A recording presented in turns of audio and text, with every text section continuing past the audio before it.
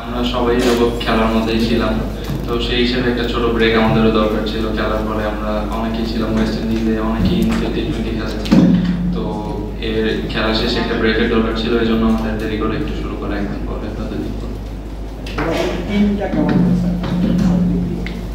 Team তো অবশ্যই খুব ভালো হয়েছে। আমাদের বিশেষ করে আমাদের লোকাল প্লেয়ার অনেক ভালো আছে এবং ফরেন প্লেয়াররা যারা যারা আছে সবাই যদি ফ্রি থাকে টাইমে, তো অবশ্যই কম্বিনেশন একটা খুব ভালো টিম হয়েছে। প্রত্যেকটা বিপিএলই সব প্লেয়ারের জন্য অনেক গুরুত্বপূর্ণ। পার্সোনালি আমার জন্য সবসময় আমি প্রত্যেকটা বিপিএল আমার জন্য অবশ্যই ইম্পর্টেন্ট। এখানে ভালো করতে পারলে অবশ্যই সামনে আরো অনেক অনেক জায়গায় সুযোগ আছে, শুধু ইন্টারন্যাশনাল না, ইভেন অন্যান্য ফ্র্যাঞ্চাইজিতেও সুযোগ আছে। তো আশা থাকবে নিজের বেস্টটা যাতে দিতে পারি টিমে। ব্যক্তিগত লক্ষ্য তো সবসময় থাকে ভালো করা, আর প্রত্যেকটা বিপিএল আমি কখনো লোয়ার অর্ডারে ব্যাটিং করিনি, আমি সবসময় বিপিএল টপ অর্ডারে ব্যাটিং করেছি।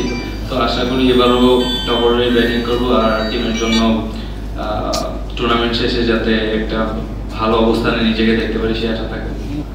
এটা অনেক বড় একটা টুর্নামেন্ট, ফরেন প্লেয়ারদের অনেক সময় যাওয়া আসার মধ্যে থাকতে হবে। তো আপাতত যে কম্বিনেশনটা আছে আমার মনে হয় খুব ভালো আছে, তো সবারই এটা মানে মেনে নিয়ে আগাতে হবে যে সব সময় সবাই ফ্রি থাকবে না। তো আপাতত আমার মনে হয় যেটা আছে আমাদের জন্য বেস্ট একটা কম্বিনেশন আছে। আশা তো শুধু ইব্রাহিম জাদানকে নিয়ে না, ইব্রাহিম আছে আমাদের টপ অর্ডারে, নাইম শেখ আছে, তো অবশ্যই আশা থাকবে দুজনের কাছ থেকে আমরা যাতে ভালো একটা স্টার্ট পাই। তো সবার জন্যই আশা আছে, এমন নাই যে কারোর জন্য আশা নাই, সবার ক্ষেত্রেই আশা আছে যে টিম যাতে ভালো করতে পারে।